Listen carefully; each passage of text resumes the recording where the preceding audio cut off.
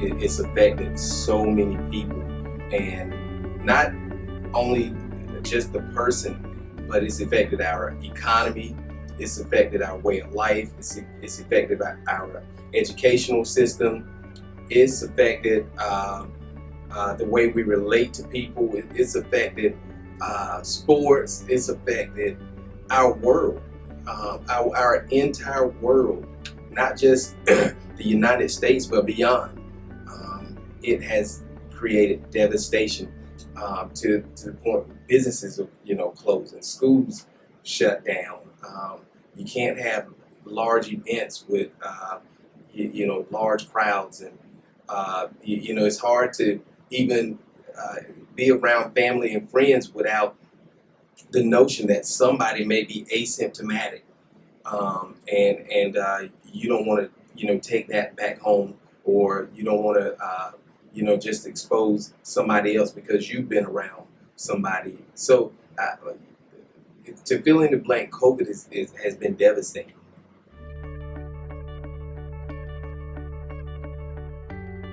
And I couldn't explain what it was I was feeling. The only way people would ask me, well, what is it like? I felt bad.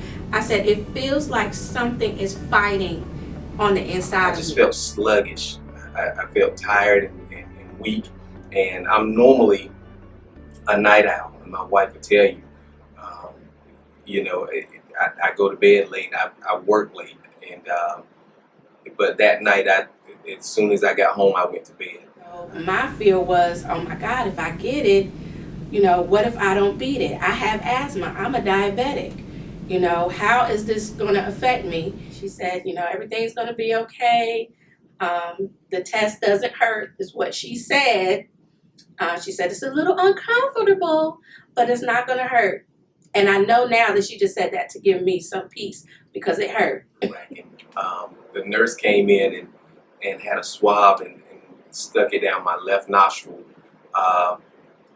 like really down my left nostril. It hurt, okay? It did. She took that swab, and it felt like she was trying to come out of the back of my head.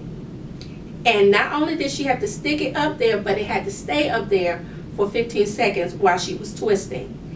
Not only did she go in one nostril, but then she went in the other nostril and had to do the same thing.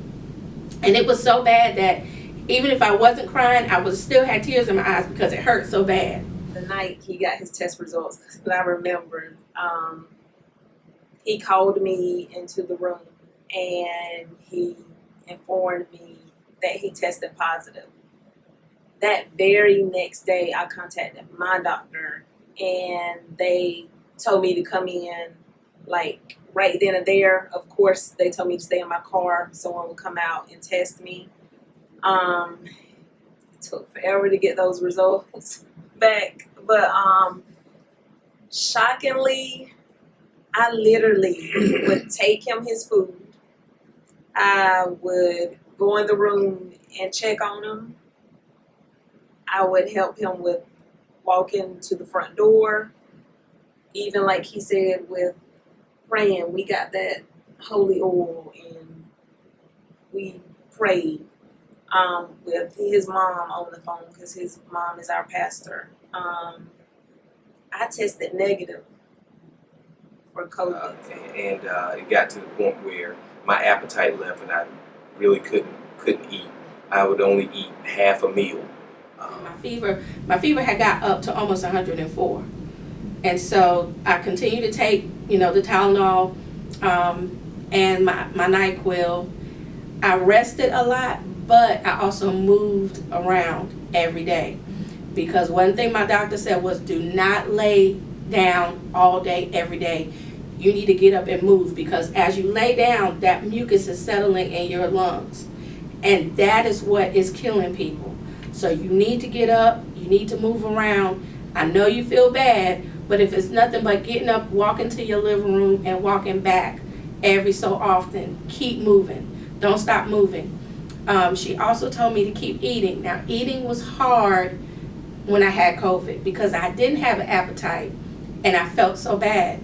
So the first 7 days, I lost 7 pounds because I could not eat. And every time I would cough, like I had to literally sit still and be really still so that I could catch my breath. Um, and this led me like literally to the point I wanted to do any and everything to keep from coughing. I was taking cough drops. Um, we were doing things such as getting water as hot as we could get it and putting fruit, lemons, orange peels inside the hot water and just cover my head with a towel and letting the vape run, into my nostrils. And that sort of thing to try to clear the airway. It's not enough information out there. It's a lot of unknown. It's a lot of, well, it could be this and it could be that. You just don't know. And then I've seen how it affects people differently too. So you could just be walking around with a headache and not think twice about it. You could think that you have a sinus infection and just, put it off as that. You could think, some people are not getting any symptoms at all.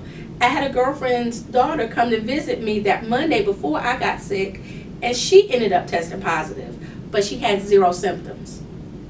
0. So I'm telling you, you have to take this seriously. It's not a joke. It's not a game, people. Even if I didn't get it, I still know, because I know personally people who have died or who have had it and been really, really sick. And now I'm living proof.